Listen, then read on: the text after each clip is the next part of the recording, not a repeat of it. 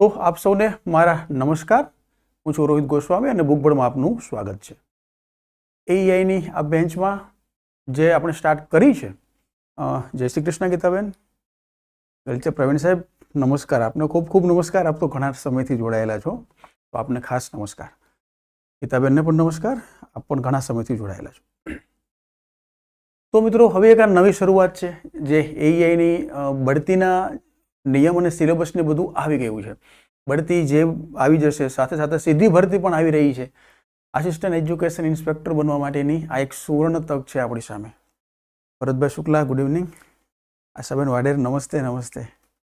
તો મિત્રો, અવાજ અને વિડીયો એકદમ ક્લિયર આવી રહ્યો હોય તો બસ તમારું કન્ફર્મેશન આપી દો, પછી આપણે આપણી આજની સફર જે છે શરૂ કરીએ છીએ.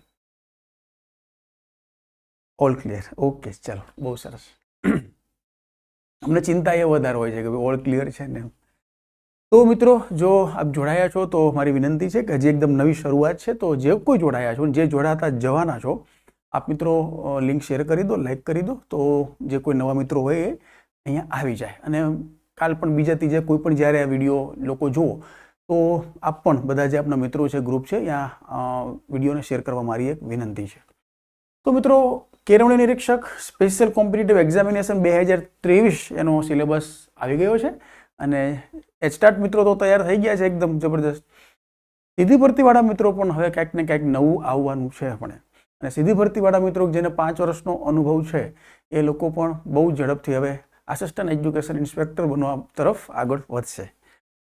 તો બધાને જે કોઈ મિત્રો છો અહીંયા, ચૌધરી નીતિન, હરેશભાઈ માછી અને ભારતી ઉંભાસનાબેન, આપ સૌને નમસ્કાર. બધાને ગુડ ઇવનિંગ. તો બુકબર્ડ જે છે એક એવી પહેલ લઈને આવ્યું છે જે ઓનલાઈનના ઇતિહાસમાં મિત્રો હજી સુધી ક્યારે કોઈ આપી નથી. ઓનલાઈન ટીચિંગના ઇતિહાસમાં તો શું કદાચ મને નથી સાંભળતો, ઓફલાઈન ટીચિંગના ઇતિહાસમાં પણ કોઈ ક્લાસે આ પ્રકારની કોઈ ઓફર આપી છે.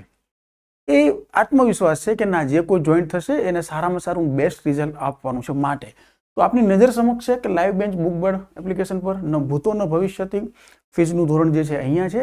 અને સાથે ઉપરની વસ્તુ જે છે બહુ અગત્યની છે કે જો એચટાટ વાળા મિત્રો કે જે બઢતીથી જોડાવા માગે છે અને તેમને 35% 40% જે કોઈ ક્રાઇટેરિયા છે બઢતી માટેના ત્યાં સુધી નથી પહોંચી શકતા, તો 50% ફીસ જે છે એ બેક, મની બેક. એ જ રીતના સીધી ભરતીવાળા મિત્રો કે જે પ્રિલિમ્સમાં ક્વોલિફાઈ નથી થઈ શકતા, હવે પ્રિલિમ્સમાં કોઈ પર્સન્ટેજ નહીં આવે કે 35, 40, 50, પ્રિલિમ્સમાં તો કટ ઓફ આવશે. જે કોઈ પ્રિલિમ્સમાંથી હશે અને એમાં એ કટ ઓફ પાર નથી કરી શકતા, મતલબ મેન્સમાં નથી પહોંચી શકતા, તો એ લોકોને 50% જે છે એ મની બેક. તો આ પ્રકારની ભરતી જે છે જાહેરાત ક્યારે કોઈ કરી નથી, પહેલી વાર લઈને આવ્યું છે બુકબોર્ડ. તો બિલકુલ મિત્રો, આપ લોકો બધા સુધી પહોંચાડજો. બુક્સનું કામ ચાલુ છે. બંને બુક્સ જે છે, સામાન્ય અભ્યાસ અને વહીવટી અને શૈક્ષણિક અભ્યાસ, એ બંને બુક બહુ ઝડપથી જે છે આપ લોકો સમક્ષ આવી જશે કે જેમાં જે કોઈ સિલેબસના મુદ્દાઓ છે એ ટુ ધ પોઈન્ટ એકદમ પરફેક્ટલી આવરી લેવામાં આવશે અને આપ સુધી એને પહોંચતા કરવામાં આવશે. ઓકે, બસ બસ આશાબેન આડર, મારા આશીર્વાદ ન હોય, આપની મહેનત હોય, અમારે તો જસ્ટ ગાઈડન્સ દેવાનું હોય છે. તો વન્સ અગેન અહીંયા ફીનું ધોરણ બધું છે. વિભાગ અને વિભાગ 2ના તમામ વિષયોની સંપૂર્ણ તૈયારી જે છે, જીએસનું 50% પોર્શન છે ખાસ કરી એચટાટવાળા મિત્રો માટે, અને 150 માર્ક્સનો પોર્શન જે છે એ અલગથી. એ જે ખાસ શૈક્ષણિક આપણી બાબતો જે છે, એક્ટ છે, બધા રેગ્યુલેશન છે, એ બધી જ બાબતો છે પરફેક્ટલી આખો સિલેબસ ડિઝાઇન થઈ ગયો છે.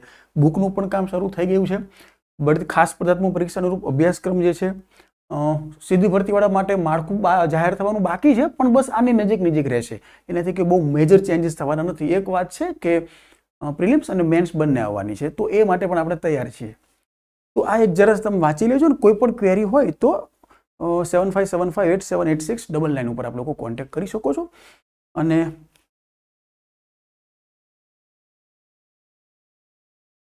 બુકબર્ડની એપ્લિકેશન તમે જ્યારે ડાઉનલોડ કરશો ત્યાં આ કોર્સ જે છે એ લોન્ચ કરી દેવામાં આવશે. તો ચલો મિત્રો, હવે આપણે જ્યાંથી પૂરું થયું હતું એ જ જગ્યાએથી આગળ લઈ. જે મિત્રો અગાઉનું 20 પ્રશ્ન જોયેલા છે એ લોકોને ખ્યાલ છે, પણ આજે થોડા વધારે પ્રશ્નો છે.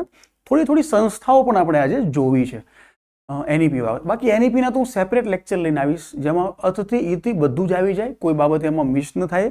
પણ અત્યારે જસ્ટ હજી નવા નવા લોકો જોડાઈ રહ્યા છે અને પછી આપણે બહુ જ આના સેપરેટ લેક્ચર લઈને આપની સમક્ષ બહુ ઝડપથી આવવાનો છું. તો યુટ્યુબ પર નહીં, એપમાં જ છે શિરુભાઈ, એપમાં જ છે, પણ એવું છે કે તમારી લિમિટેડ રીચવાળું એપ છે. એપ્લિકેશન તૈયાર થઈ રહી છે આપણી, કાલ થઈ જશે, પણ છે લેક્ચર એપ જેવું છે, જ્યાં એપવાળા છે એ જ આવશે. એટલે ચલો, નીચેનામાંથી કઈ ભાષાઓ શાસ્ત્રીય ભાષાઓ છે? સંસ્કૃત, ઉડિયા. જે મિત્રોએ જોયેલું છે, ખાસ કરીને શિરુભાઈ ચોક બીજા મિત્રો, તો એનઈપીના પ્રશ્નો છે આજના બધા, ઓનલી એનઈપી. તો જવાબ તમને ખ્યાલ છે તો ઝડપથી આપને મિત્રો મને જવાબ આપી દો અને આપણે આગળ વધીએ. આમાં ભરતી બસ વિપુલભાઈ બહુ જ ઝડપથી, અને આ એક સ્પર્ધાત્મક પરીક્ષાઓની ખાસિયત હોય, એ ન આવે ને તો ન જ આવે, બહુ લાંબો સમય લગાડે, અને જ્યારે સરકારી તંત્ર જાગે તો આજ સૂતા હોય ને સવાર ભરતી આવી ગયું હોય, આવી હાલત હોય છે. એટલે આપણે આમાં કચાશ કોઈ, હવે કેમ કે ભરતીનું આવી ગયું છે તો બિલકુલ સીધી ભરતીનું પણ બહુ નજીકથી આવી જશે, તો તૈયારી શરૂ કરી દેવાય. હવે બીજું એમાં કોઈ રાહ ન જોવાય. નીચેનામાંથી નંબર 21 પ્રશ્ન છે, કઈ ભાષાઓ શાસ્ત્રીય ભાષાઓ છે? 21માં એ. અચ્છા, કીર્તિદાબેન પણ હાજર છો, આપનો પણ આભાર. માલતી પુરોહિત, ગુડ ઇવનિંગ. એકદમ એપ જેવું જ છે. ઓકે, તમે જવાબ આપી દો. સમીરભાઈ મહેતા 21 બરાબર છે. ચલો બરાબર, જે મિત્રો જોડાયા છો, જે વિડીયો જોઈ રહ્યા છો મિત્રો, એક તમે જવાબ આપો એવી મારી આપને વિનંતી છે, જેથી કરી અને ખ્યાલ આવે, અને પછી આપણે ઝડપથી આપણે આગળ જઈએ. બરાબર છે, પ્રાકૃત અને પાલીને આવે. બહુ સરસ Ashaben. Pankajbhai Lalani, AI part 2 syllabus educational rules કોણ બનાવશે? જે આ બનાવ્યા છે એ જ એ લોકો બનાવે છે. તૈયાર છે એવું છે, શિક્ષણ વિભાગમાં બધું તૈયાર પડ્યું છે.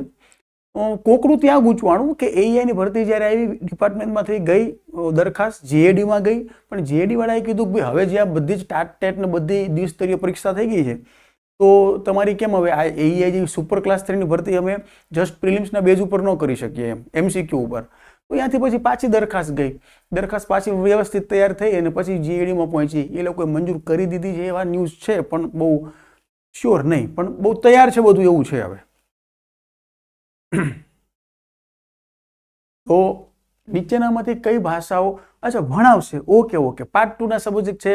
હું છું, બીજા પણ ગાંધીનગરથી ખાસ ફેકલ્ટી આવશે, તો એમાં તમને કોઈ જ જાતની કોઈ જ એવી કહેવાય કે ફરિયાદનો મોકો નહીં આપીએ કે તમને કાંઈ પણ કોઈ કચાશ રહે. તો ના, પાર્ટ 2ના બધા સિલેબસના એક એક ટોપિક જે છે તમે ડેમો લેક્ચરની બધું જોઈને પછી જોઈન થજો. એવી કે ઉતાવળ છે નહીં આપણે, તમ તારે બધી જ ફેકલ્ટી તમારી સામે આવી જાય પછી આપ લોકો જોઈન થજો. નીચેનામાંથી કઈ ભાષાઓ શાસ્ત્રીય ભાષાઓ છે? સંસ્કૃત, ઉડિયા, મલયાલમ, તેલુગુ, પ્રાકૃત, પાલી. તો અહીંયા પ્રાકૃત અને પાલી જે છે એ શાસ્ત્રીય ભાષા નથી. શાસ્ત્રીય ભાષા છે શું? તો શાસ્ત્રીય ભાષા આનું જે સ્ટેટસ આપે એ ભારતનું કલ્ચરલ ડિપાર્ટમેન્ટ એટલે કે સંસ્કૃતિ મંત્રાલય આપે છે. આ સંસ્કૃતિ મંત્રાલય આ કામ કરે છે. હવે કોઈ ભાષાને શાસ્ત્રીય ભાષા ક્યારે અપાય? તો એની અમુક રિકમેન્ડેશન છે, એના ક્રાઇટેરિયા છે કે ક્યારે કોઈ ભાષાને શાસ્ત્રીય ભાષાનો દરજ્જો મળે. તો કે આ ભાષા 1500 થી 2000 વર્ષ જૂની હોય ત્યારે શાસ્ત્રીય ભાષાનો દરજ્જો મળે. એને પોતાનું ગ્રામર એટલે કે વ્યાકરણ ને બધું પોતાનું હોય, ઉછીનું ન લીધેલું હોય. ત્રીજું, બીજી ભાષાનો એની પર કોઈ પ્રભાવ ન હોય, બીજી ભાષાનો પ્રભાવ ન હોય. અને નંબર 4 કે બહુ જ વિશાળ પ્રમાણમાં સાહિત્ય સર્જન ને બધું એ ભાષામાં થયેલું હોય.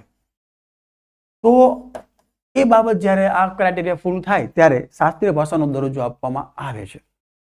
તો 6 અત્યારે શાસ્ત્રીય ભાષા છે. તો આની ઉપરથી બીજો પ્રશ્ન પૂછું કે સૌથી પહેલી જાહેર થયેલી શાસ્ત્રીય ભાષા કઈ હતી? કેમ કે ભાષા ઉપર હમણાં એનઈપીમાં બહુ વાતો થઈ રહી છે, બહુ જ અલગ અલગ બધું ચાલે છે, ભાષાઓ ભાષાઓ ભાષાઓ. નમસ્કાર સુરેશભાઈ, નમસ્કાર. વહેલા આવી ગયા છો બધા, આપણે 9 વાગે મળીએ હમણાં.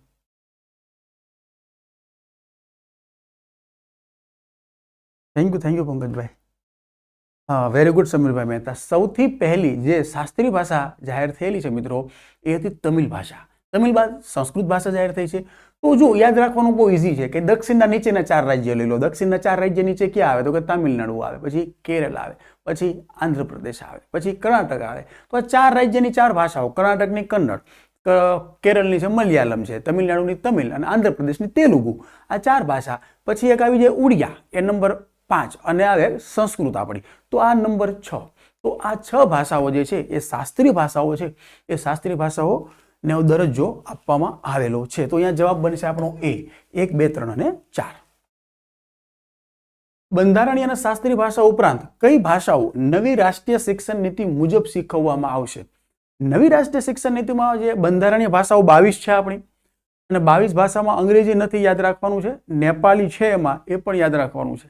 તો 22 ભાષાઓ છે પ્લસ શાસ્ત્રીય ભાષાઓ વળી તો છે જ, બધી તો આવે જ છે. પણ બંધારણની ભાષાઓ ઉપરાંત કઈ ભાષાઓ નવી રાષ્ટ્રીય શિક્ષણ નીતિ ફોકસ કરે છે કે આ ભાષાઓ શીખવવાની છે આપણે? અરબી ફારસી પ્રાકૃત, પાલી ફારસી પ્રાકૃત, પાલી પોર્ટુગીઝ પ્રાકૃત, અરબી પોર્ટુગીઝ ફારસી, કઈ ભાષા ઉપર જે છે? તો બરાબર છે. ધીરુભાઈ કહો છો બી, ગલચર પ્રવીણ સાહેબ કહો છો બી, પ્રવીણભાઈ રબારી કહો છો બી, ગલચર પ્રવીણ સાહેબ બી, ઓકે. પિંકીભાઈ પટેલ બી, પ્રવીણભાઈ રબારી ઓકે, ડન. તો જે કોઈ મિત્રો જોઈ રહ્યા છો જવાબ આપો. અનિલભાઈ પટેલ મજામાં, અનિલભાઈ બી, હિના ચૌહાણ બી, ઓકે. તો જવાબ છે પાલી, ફારસી અને પ્રાકૃત. આ તો તમને ખબર છે.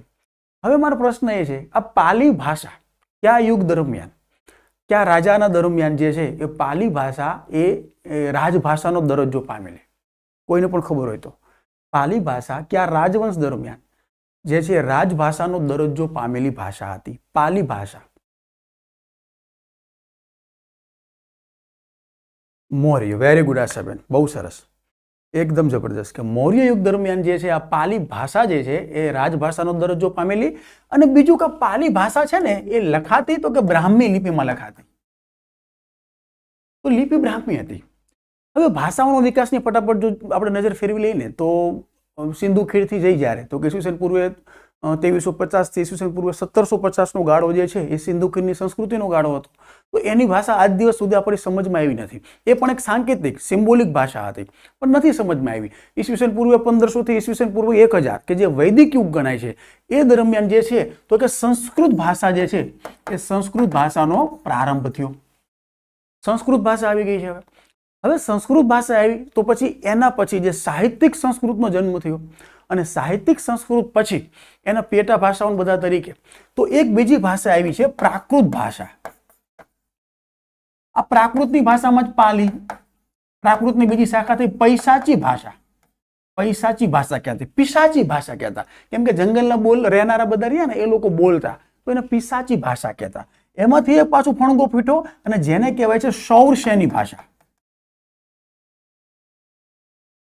તો સંસ્કૃત હતી, સંસ્કૃતમાંથી ભાષા થઈ પ્રાકૃત, પ્રાકૃતમાંથી વળી પાછા અભ્રંશ થવા માંડ્યા તો કે એક પાલી ફાંટો ફૂટ્યો, એક પૈસાચી ભાષાનો ફૂટ્યો, એક સૌરસેની ભાષાનો ફૂટ્યો. સૌરસેની ભાષા પછી વળી સૌરસેની ભાષાનું અપભ્રંશ થયું, અને સૌરસેની ભાષાની જે અપભ્રંશ ભાષા હતી એ અપભ્રંશ ભાષામાંથી આપણી ગુજરાતી ભાષાનો જન્મ થયો. સૌરસેનીમાંથી હિન્દીની બધી ભાષાઓ અલગ અલગ બની. હિન્દી ભાષા છે એટલે કે આપણી જે ભાષા છે એ હિન્દીની બધી એ માતૃભાષા પગેની ભાષાઓ કહેવાય. આપણે હિન્દી છે, ગુજરાતી છે, રાજસ્થાની, બધી અલગ અલગ ભાષાઓ છે બધી. તો સંસ્કૃત ત્યાંથી, પ્રાકૃત ત્યાંથી, પાલી પૈસાચી ત્યાંથી, સૌરસેની બની, સૌરસેનીમાંથી અભ્રંશ આવી, અભ્રંશમાંથી છે ગુજરાતી બની. અને ગુજરાતી જે છે એ વેસ્ટર્ન ઇન્ડો આર્યન કુળની એક ભાષા કહેવાય છે. ઇન્ડો આર્યન કુળમાં પણ એક નીચેની જે દક્ષિણની ભાષાઓ છે ને દ્રવિડિયન કુળની ભાષાઓ કહેવાય છે. ઉત્તર ભારતની ભાષાઓ છે ને આર્યન કુળની ભાષાઓ કહેવાય છે. એમાં ગુજરાતીની બધું અલગ અલગ છે. તો ક્યારેક હું જ્યારે તમને ખાસ ભાષાઓ વિશે સમજાવીશ ત્યારે દરેક ભાષાઓ વિશે આપણે જાણશું કે ક્યાંથી કઈ રીતે કઈ કઈ ભાષાઓના ફણગા ફૂટ્યા અને ત્યાંથી અત્યારે કઈ સ્થિતિમાં આપણે આ બધી ભાષાઓ છે. તો એટલું આગળ. ફારસી તો છે આપણી ભાષા છે ને એ ઈરાનની છે, અને પ્રાકૃત જે છે એ સંસ્કૃતમાંથી પ્રાકૃત બનીને આવી. તો પાલી, ફારસી અને પ્રાકૃત. તો આટલું એડ ઓન માહિતી જે મિત્રો ખાસ ઘણી વાર બધું જોઈ લીધું હોય એ વખતે આ ચર્ચાઓ નથી કરી મેં, તો થોડીક આજ એમને પણ બેનિફિટ એટલે ચર્ચાઓ કરું છું. જિગીસાબેન બીએડમાં બીકોમ આસિસ્ટન્ટ પ્રોફેસરનો અત્યારે બેન તમને ખાસ હું એકદમ પરફેક્ટ જવાબ નહીં આપી શકું, લગભગ ચાલશે પણ શ્યોર નથી કહેતો, કેમ કે શિક્ષક તરીકેનો બધા જ ચાલતા હોય છે. પ્રોફેસરમાં જ્યારે એચટાટની પણ આવી હતી ભરતી ત્યારે પણ પ્રોફેસરના બધા માન્ય ગણેલા, પણ હવે તમારું એ પગાર કઈ રીતે થાય છે અને માન્યતા પ્રાપ્ત છે કે નહીં એ જરા જોવું પડે. બીએડ એમએડ કોલેજનો આસિસ્ટન્ટ પ્રોફેસરનો એ પહેલી જ્યારે એચટાટની ભરતી આવેલી ત્યારે માન્ય ગણેલા, વળી પાછી બીજી આવી ત્યારે નહોતા ગણ્યા, એવું કે છે એમાં આવે. ગ્રેડ પે 4400 છે. સુપર ક્લાસ 3 હોય એના ગ્રેડ પે હંમેશા 4400 હોય, ક્લાસ 3 ના 4200 હોય છે. 4400 ગ્રેડ પે છે. અચ્છા, કેમ છો કેજી ગેજર સાહેબ? મજામાં? ઘણા દિવસે આપણે મળ્યા, હવે ઘણો નાતો આપણો થોડો કટ થઈ ગયો હતો, તો એકદમ મજામાં. કેજી ગજર સાહેબ, વિદેશી ભાષા દ્વારા શિક્ષણની પ્રાપ્તિનો વિકલ્પ કયા તબક્કે આપવામાં આવશે? વિદેશી ભાષા દ્વારા શિક્ષણની પ્રાપ્તિનો વિકલ્પ કયા તબક્કે આપવામાં આવશે? 23માં બી, પૂર્વ પ્રાથમિક તબક્કાથી, ઉચ્ચ પ્રાથમિક તબક્કાથી, પ્રાથમિક તબક્કાથી કે માધ્યમિક તબક્કાથી વિદેશી ભાષા દ્વારા શિક્ષણની પ્રાપ્તિ માટે, કે વિદેશી ભાષામાં હવે ભણવું છે આપણે એમ. થિયરી. ઓકે. 23માં ઓકે, તમે બધા કહો છો પૂર્વ પ્રારંભિક, ઉચ્ચ પ્રાથમિક, પ્રાથમિક તબક્કાથી, માધ્યમિક તબક્કાથી. પણ સમજો વિદેશી ભાષા કહે છે એટલે વિદેશીના અર્થમાં અંગ્રેજી એક જ ન સમજતા કે અંગ્રેજી એમ, બીજી કોઈ પણ ભાષાઓ જ્યારે લેવી હોય તો મિત્રોનો જવાબ છે માધ્યમિક તબક્કાથી ધોરણ 9 થી જે વિદેશી ભાષામાં એ સંપૂર્ણ રીતે ભણી શકે એનું જે ઓપ્શન આપવામાં આવશે. બીજું ભાષા વિશે શું છે ખાસ કે ધોરણ 5 સુધી જે છે એ માતૃભાષામાં શિક્ષણ અને શક્ય હોય ત્યાં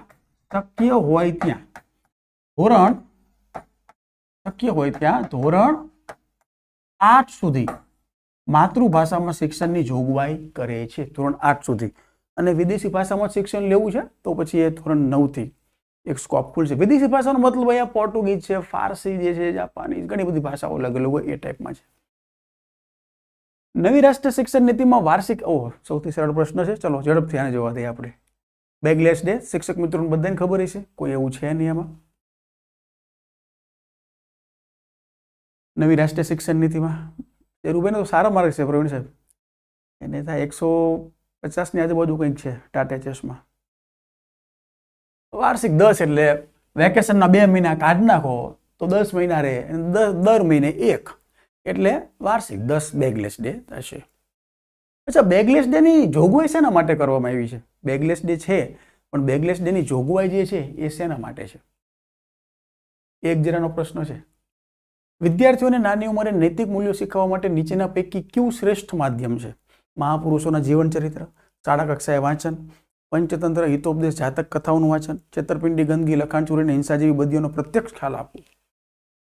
વોકેશનલ ટ્રેનિંગ માટે બહુ જબરદસ્ત જયદીપ ભાટિયાભાઈ, બહુ સરસ. વ્યાવસાયિક શિક્ષણ માટે 10 દિવસનું આયોજન છે જે ધોરણ 6 થી આપણે બેગલેસ ડે બધું શરૂ કરી છે. 25માં ડી, નાની ઉંમરે જે છે એને નૈતિક મૂલ્યોનો ખ્યાલ આવવાનો છે. દર્શનાબેન પટેલ નથી આવવાનો, હું હવે અહીંયા છું અને અહીંયા એની બેન્ચમાં બધું અહીંયા હું લઈશ હવે.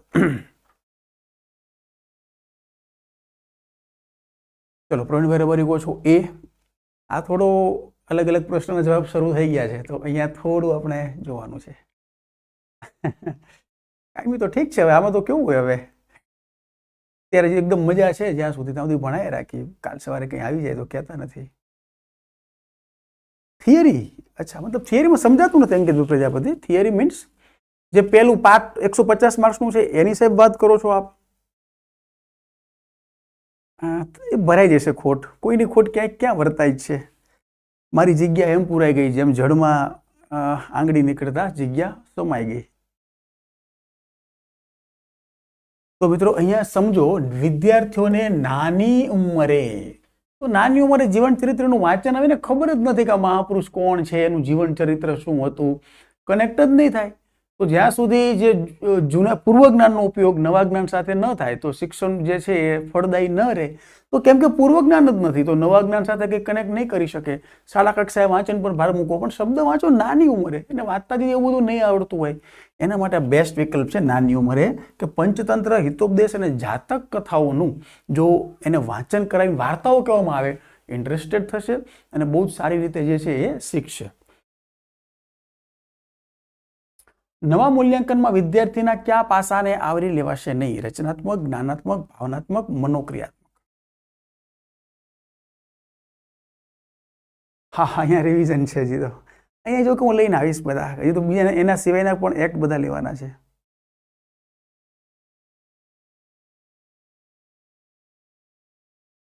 મટીરિયલમાં તમને બધું બુક બની રહી છે અંકિતભાઈ, બંને પાર્ટ 1 ની પાર્ટ 2 ની, અને પછી ઇન ફ્યુચર બીજી કોઈ આવે કદાચ સપોઝ સીધી ભરતીવાળા માટે તો એની પણ બુક આપ લોકોને મળી જશે.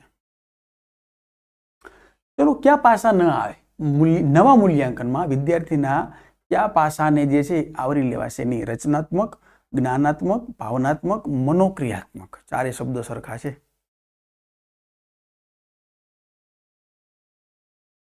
ડી મનોક્રિયાત્મક, ઓકે.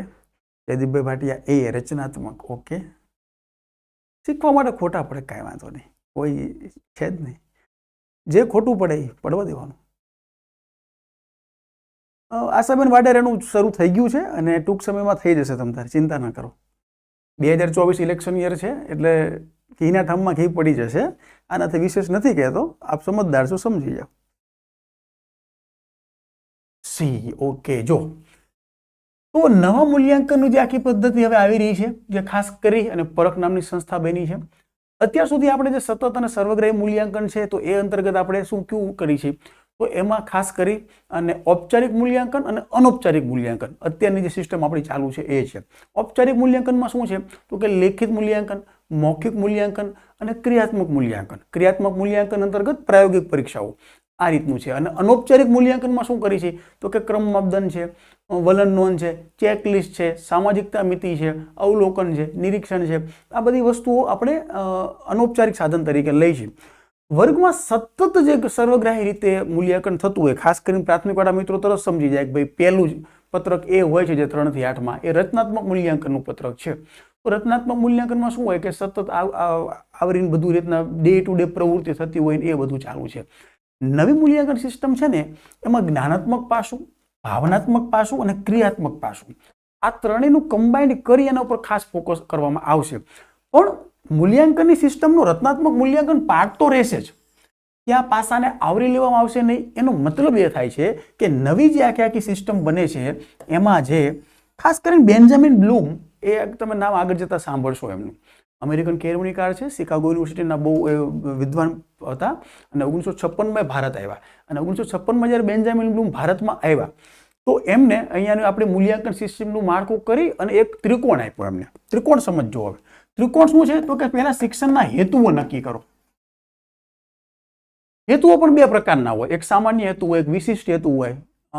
હેતુઓનો મતલબ આપણે કહીએ છીએ કે વિદ્યાર્થી જે છે એ ભારતના પ્રાચીન વારસાના ગૌરવને ઓળખે, એ એક હેતુ થયો. એની અંતર્ગત પછી શું બને તો કે પહેલા હેતુઓ નક્કી થાય, એની અંતર્ગત શું થાય તો કે અધ્યયન અનુભવો નક્કી થાય. હવે અધ્યયન અનુભવ મતલબ કે વિદ્યાર્થીઓને શું શું કઈ રીતે આપણે શીખવશું, તો એના માટે આપણે શું બનાવી છીએ તો કે અભ્યાસક્રમ બનાવી, અને અભ્યાસક્રમની અંદર જ બીજું પેટાપાઠ શું બનાવી તો કે પાઠ્યક્રમ બનાવી, જે અધ્યયન અનુભવો છે એ કે જે તેના વર્તન પરિવર્તન કરે, એનું જે કે વર્તન હોય એમાં પરિવર્તન આવી જાય. તો હેતુઓ એના આધારે અધ્યયન અનુભવ બને, વર્તન પરિવર્તન હોય તો છે. અને બેન્જામિન બ્લૂમે ત્રીજો ત્રિકોણનું આપ્યું મૂલ્યાંકન, તો કે હેતુઓ, મૂલ્યાંકન, અધ્યયન અનુભવ અને મૂલ્યાંકન. અને મૂલ્યાંકનનું વળી પાછું એને 3 આપ્યું કે જ્ઞાનાત્મક પાસાનું મૂલ્યાંકન, જે આપણને યાદ રહે છે, જ્ઞાન, સમજ, ઉપયોજન, સંશ્લેષણ, વિશ્લેષણ અને મૂલ્યાંકન. એ વળી પાછા એને અંદર 6 બીજા પાસા આપ્યા છે. ભાવનાત્મકનું આપ્યું એમાં 5 પાસા આપ્યા અને ક્રિયાત્મકનું આપ્યું એમાં 5 પાસા આપ્યા છે. રચનાત્મક મૂલ્યાંકન છે સતત ચાલુ રહેશે, પણ એ એમને શિક્ષકની પોતાની જે આખી સૂઝબૂઝને એ રીતના જે ભરે છે એ રીતે. તો મૂલ્યાંકનના આ 3 પાસાઓ ઉપર જે છે ખાસ ભાર આપવાનો છે. અહીંયા એ રચનાત્મક મૂલ્યાંકન જે છે એ સતત અને સર્વગ્રાહી મૂલ્યાંકનનો બહુ જ અગત્યનો પાર્ટ છે. રચનાત્મક મૂલ્યાંકન એ જે ડે ટુ ડે થાય છે ને એ રીતે સતત ચાલુ હોય છે આપણે. પણ મૂલ્યાંકનનું આ 3 પાસાને ખાસ આવરી લેવામાં આવશે. જ્ઞાન, ગાંધીજીની જેમ હેન્ડ, હર્ટ અને હેડ, એટલે કે બોધાત્મક છે, જ્ઞાનાત્મક છે એ તો એ જ્ઞાનાત્મક છે, ભાવનાત્મક હૃદય અને હાથ ક્રિયાત્મક છે એ. તો એ રચનાત્મક એ બાકી રહી જશે. અહીંયા નવા માળખા મુજબ બોર્ડની પરીક્ષા ક્યારે આપી શકાશે? હા, ડાર્ક કરી નાખું. અરે બહુ સરસ, ચલો ડાર્ક કરીએ આપણે, એકદમ બ્લેક કરવું. નવા માળખા મુજબ બોર્ડની પરીક્ષા ક્યારે આપી શકાશે? Good evening miss Vimal.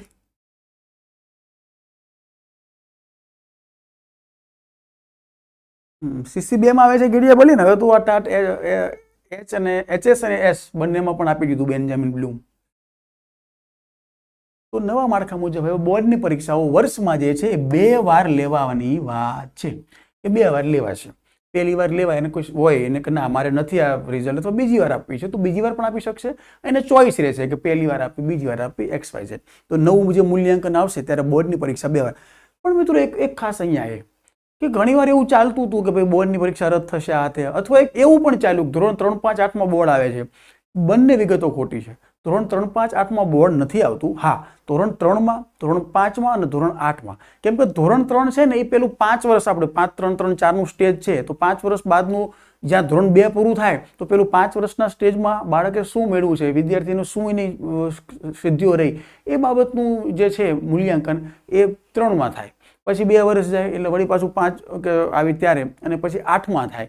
એ રીતે એક વાત છે, પણ એ બોર્ડની પરીક્ષા ટાઈપ નથી. અત્યારે કેમ ગુણોત્સવ એક્ઝામની આવે છે, એ રીતે વાર્ષિક ધોરણ 3, 5, 8નું મૂલ્યાંકન શાળાનું વિદ્યાર્થીનું બધાનું થશે.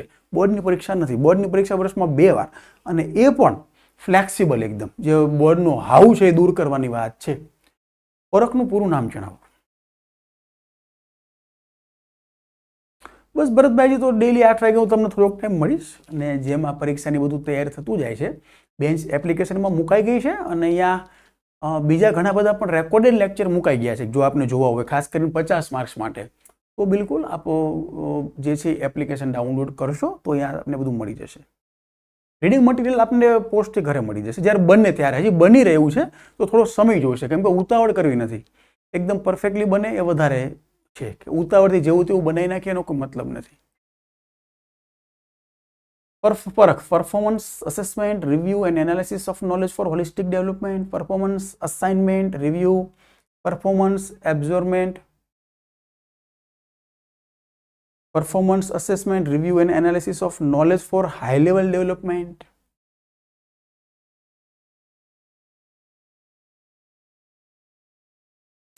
તો આ બધાનો જવાબ સાચો છે.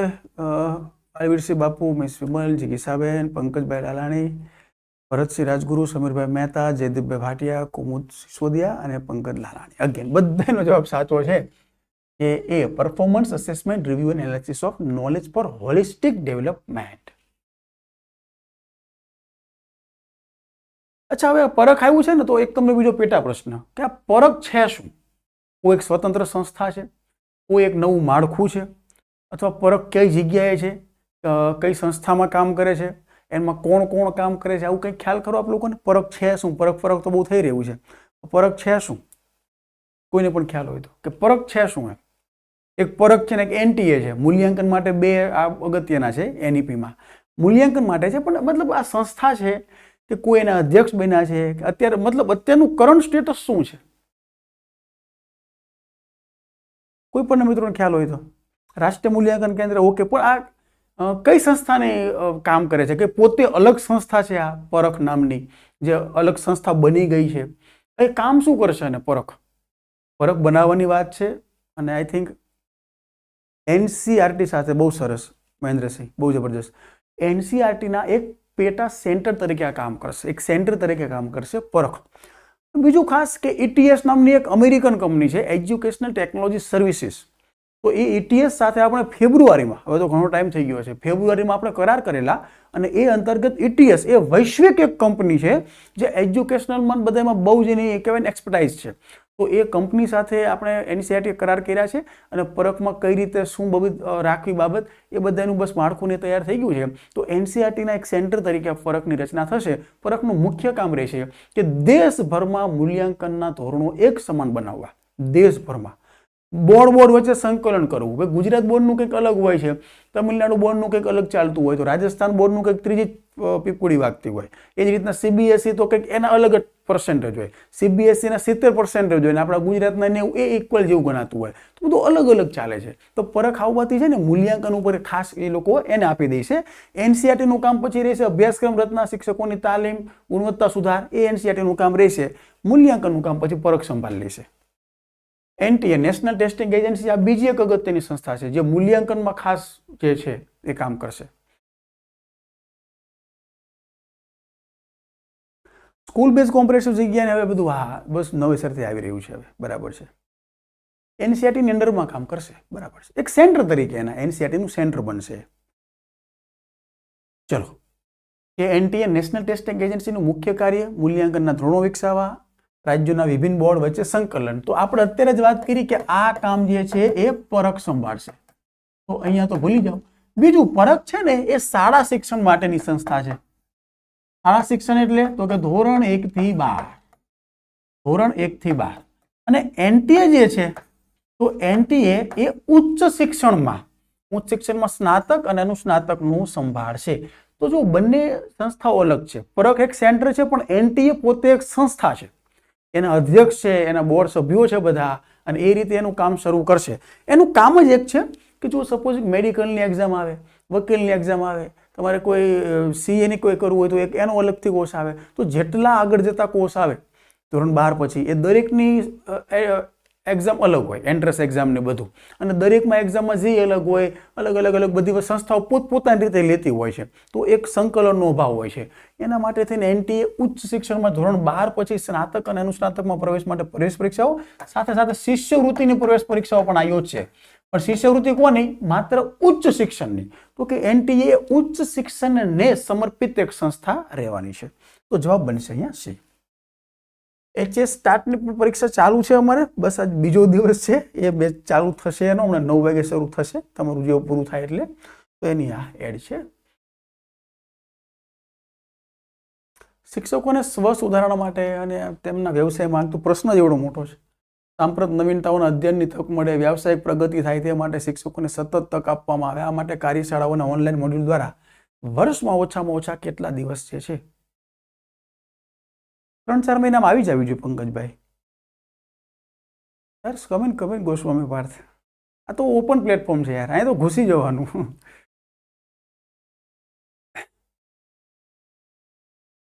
તો બધાનો જવાબ સાચો છે. 50 કલાક જે છે એ આપણે તાલીમ ઓનલાઈન ટ્રેનિંગની બધી તૈયારી રાખજો શિક્ષક મિત્રો, ખાસ બધા જે સરકારી બધા છે એ આજના ખાસ બહુવિદ્યા શાખા કે મહાવિદ્યાલયો અને વિશ્વવિદ્યાલયોના જ્ઞાન કેન્દ્રોમાં ઓછામાં ઓછા કેટલા વિદ્યાર્થીઓનો ધ્યેય રાખવામાં આવેલ છે? બહુવિદ્યા શાખા કે મહાવિદ્યાલયો અને વિશ્વવિદ્યાલયનું જ્ઞાન કેન્દ્ર બનશે શું? હવે કે અત્યારની જે કોલેજ જે છે ને, એ કોલેજ એને આપણે મહાશાળા કહીએ છીએ અને વિશ્વવિદ્યાલય યુનિવર્સિટીને કહીએ છીએ. તો આ બધું એક યુનિવર્સિટીની નીચે કોલેજ હોય, એક કોલેજમાં વળી પાછા અલગ અલગ સિલેબસ ચાલતા હોય, એ વળી પાછું એક યુનિવર્સિટીને જવાબદાર હોય. આ બધી છે ને એ રદ થવાનું છે. એના બદલે બધી જ કોલેજ જે છે ને આંશિક સ્વાયત્તતા આપવામાં આવશે. યુનિવર્સિટીઓને પણ આંશિક સ્વાયત્તતા આપી દેવામાં આવશે કે ભાઈ આટલી રીતે તમારે ધ્યાન રાખવાનું, બાકી તમે તમારી રીતે જે સિલેબસ ચલાવવું હોય, મૂલ્યાંકનથી માંડીને જે ધારાધોરણ હોય એનું પાલન કરી. અને બહુવિદ્યા શાખા કે મતલબ આર્ટ, સાયન્સ, કોમર્સ, વોકેશનલ આ બધી અલગ અલગ કોલેજ છે, એવો ભેદ નહીં રહે. દરેક કોલેજમાં દરેક કોર્સને બધું અવેલેબલ હશે. તો એ પ્રકારનું જે ચાલે છે, તો જે દરેક કોલેજ હોય જેનું જ્ઞાન કેન્દ્ર કહેવાય છે, તો કે એક કોલેજ જે અત્યારની મતલબ કોલેજ સમજો, એમાં કેટલા વિદ્યાર્થીઓ જે છે એ રાખવાનો ધ્યેય છે?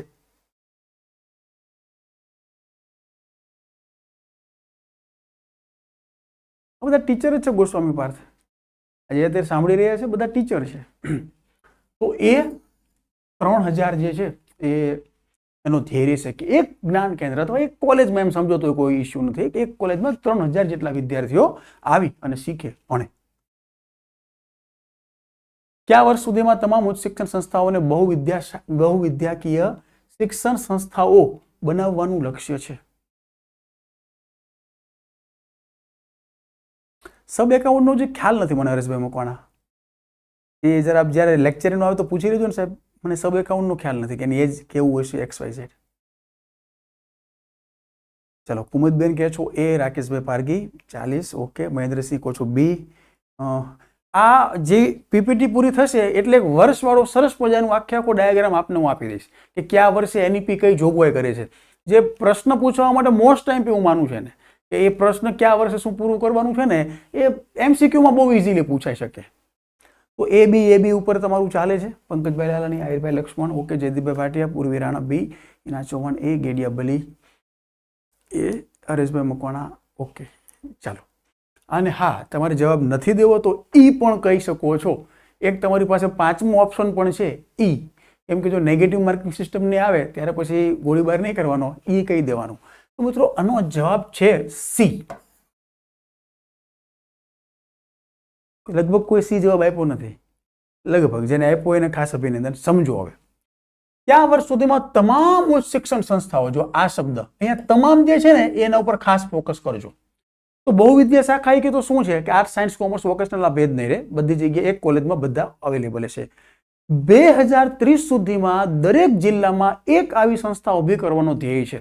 2030 સુધીમાં દરેક જિલ્લામાં એક સંસ્થા ઓછામાં ઓછી ઊભી થાય એ માટે.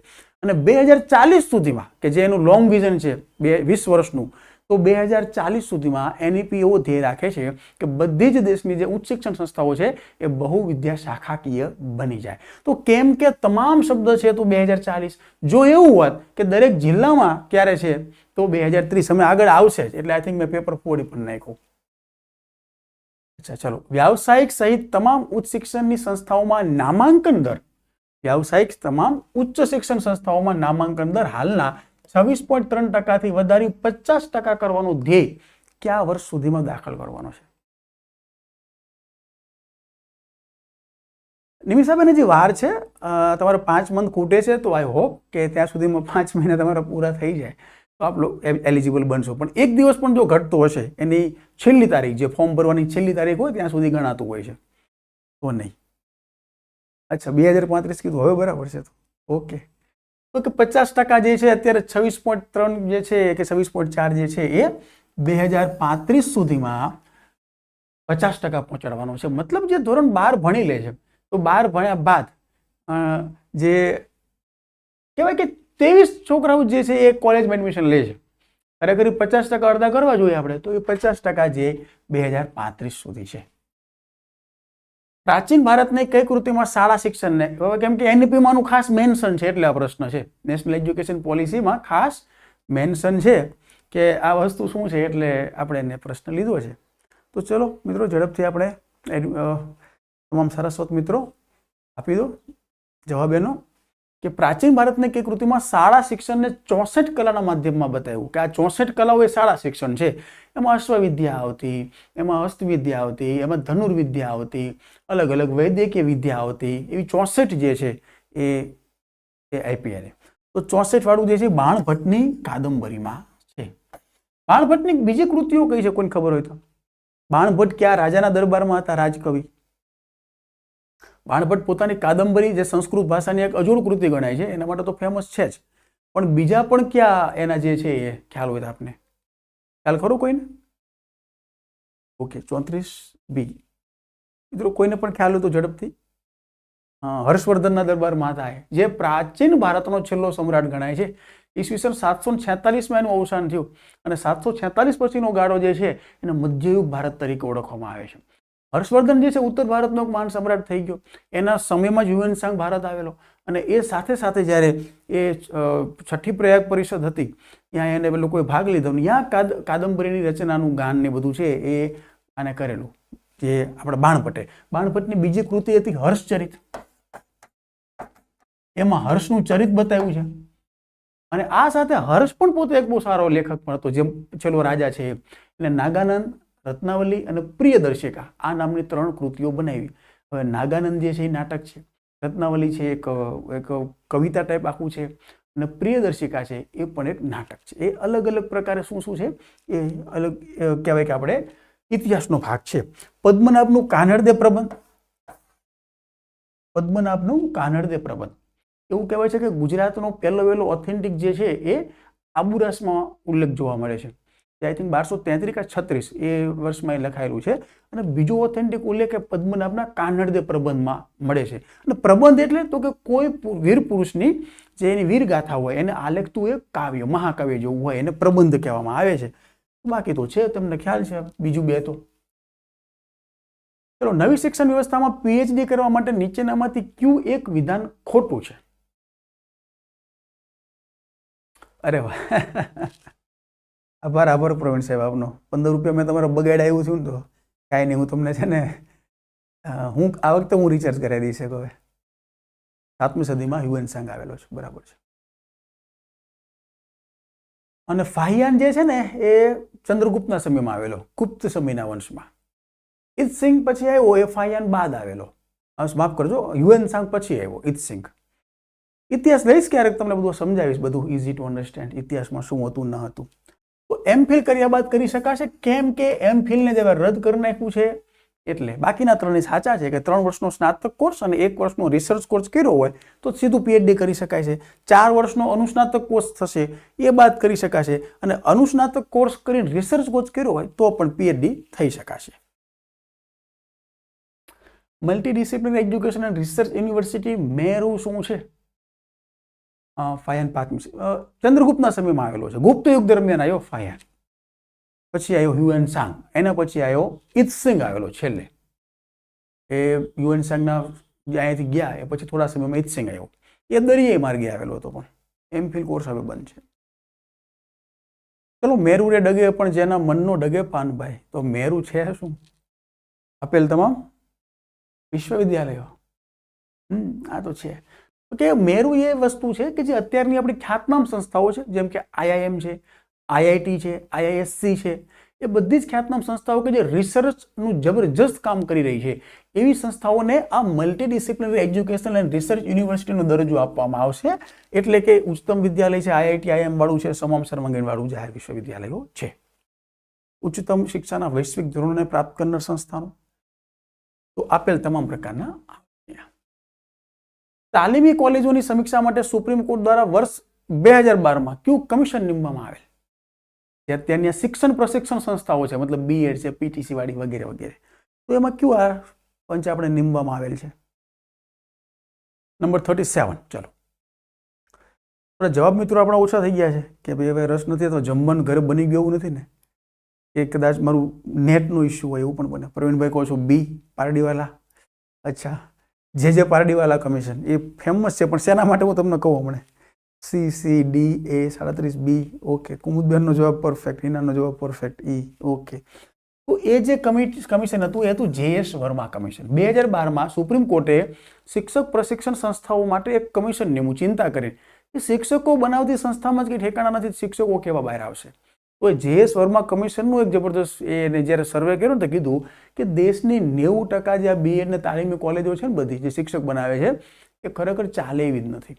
એવું એનું વિધાન, કઠોર વિધાન હતું કે આ કહો બંધ કરી દો, તાળા મારી દો અને કાં પછી કંઈક બીજી વ્યવસ્થા કરો. બાકી કોઈ પારડીવાલા કમિશન જે છે એ ખાસ કરી આપણે 2002 બાદ રચાયેલું કમિશન છે. રામમૂર્તિ કમિશન છે, આચાર્ય રામમૂર્તિ કમિશન, 1986ની જે શિક્ષણ નીતિ આવેલી એની સમીક્ષા માટેનું એક કમિશન હતું. JP શાહ કમિશન તો એવું કંઈ છે નહીં, એ એમ જ મૂકેલું છે.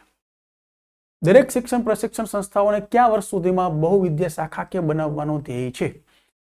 જો તમામ તાલીમી આખા દેશની બધી સંસ્થાઓ એને બનાવવાનું ધ્યેય આવે તો એ, પણ અહીંયા શિક્ષણ પ્રશિક્ષણ સંસ્થાઓ એટલે કે BEd, PTC તો પૂરું થઈ ગયું, DL આવી ગયું, ATD, BPEd, CPEd વાળું વગેરે વગેરે, એ બધી તો કયા વર્ષ સુધીનો ધ્યેય છે? બિલકુલ પ્રવીણ સાહેબ, મળશું આપણે. હું જ્યારે ગાંધીનગર આવીશ તો હું વાત કહીશ કે હું ગાંધીનગર છું, તો મળશું આપણે. જમતા જમતા જ છું, બરાબર છો? ઓકે, ચાલો. દરેક શિક્ષણ પ્રશિક્ષણ સંસ્થાઓને કયા વર્ષ સુધીમાં બહુવિદ્યા શાખાકીય બનાવવાનો ધ્યેય છે? દરેક શિક્ષણ પ્રશિક્ષણ એટલે કે BEd જે છે એ 2030 સુધીમાં બહુવિદ્યા શાખાકીય બની જશે.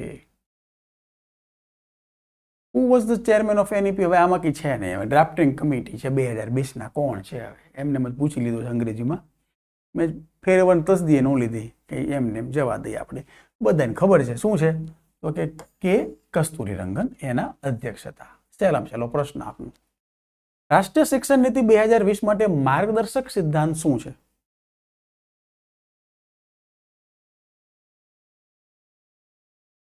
હું રાતે જમીશ, લેટ હવે, એ તો બીજો લેક્ચર શરૂ થશે મારો. રાષ્ટ્રીય શિક્ષણ નીતિ 2020 માટે માર્ગદર્શક સિદ્ધાંત શું છે? પ્રાચીન અને આધુનિક ભારતના સમૃદ્ધ સંસાધનો, ભારતીય શાસ્ત્રીય સંગીત અને કલાનો સમૃદ્ધ વારસો, પ્રાચીન અને શાશ્વત ભારતીય જ્ઞાનનો સમૃદ્ધ વારસો કે ભારતીય સૂફી પરંપરાનો સમૃદ્ધ વારસો? ABCD બધા જવાબ આવી રહ્યા છે, બહુ સરસ. તો તમે વિચારો થોડુંક, જો પ્રાચીન અને ભારતીય સમૃદ્ધ સંસાધનો એટલે સંસાધનો તો કોઈ વસ્તુ એને મહત્વ એને ન હોય, માત્ર શાસ્ત્રીય સંગીત કલા ઉપર ધ્યાન દે એવું પણ ન બને.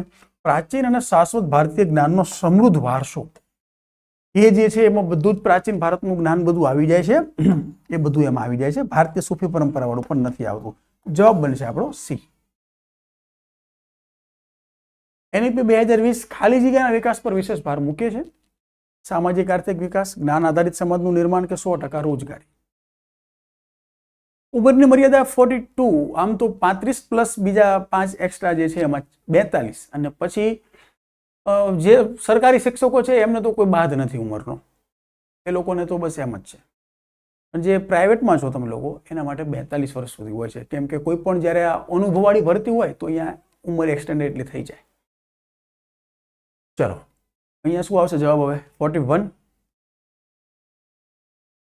સી આહિર લક્ષ્મણ, ડી પંકજભાઈ લાલાણી, સી ચૈત્ય મેકઅપ, સી જીવાની ઠાકોર, સી કુમુદબેન, ડી પ્રવીણભાઈ કહો છો સી. ઓકે, તો માત્ર 1 અને 2 એનો જવાબ છે.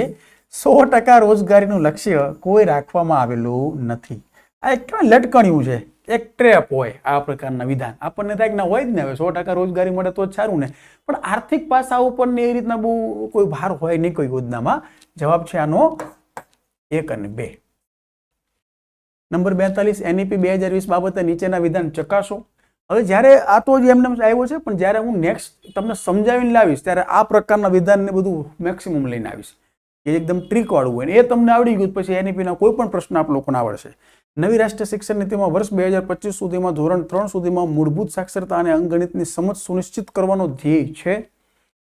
નવી રાષ્ટ્રીય શિક્ષણ નીતિમાં ઉચ્ચ શિક્ષણ કક્ષાએ ચોઇસ બેઝડ ક્રેડિટ સિસ્ટમ શરૂ કરવામાં આવશે. તો એક વિધાન, 2 સાચું, બંને સાચા, બંને ખોટા. જય દ્વારકાધીશ, જય દ્વારકાધીશ જશોદાબેન.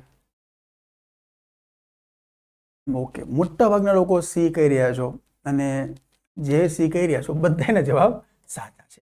પણ એક યાદ રાખજો કે 2025 વાળું છે ને એ આપણે એક્સટેન્ડ કરી 1 વર્ષ આગળ લઈ ગયા 2026, અને આના માટે જ આપણે આ એક લાવ્યા છીએ નિપુણ ભારત.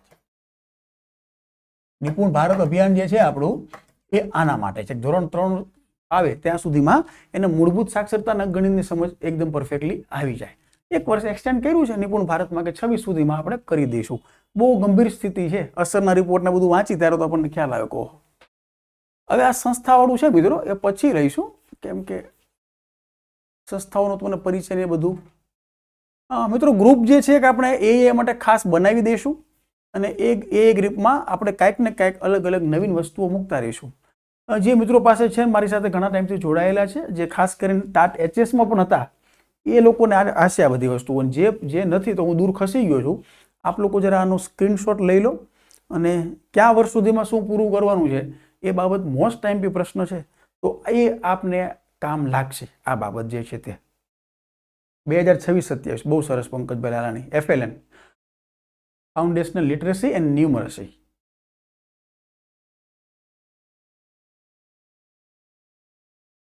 હા, તો આ તમારા માટે છે. વીણી માહિતી ભેગી કરી લીધી છે લગભગ, કોઈ બાકી લગભગ નથી રહી, કદાચ રહી હોય તો પછી એડ કરી દઈશું.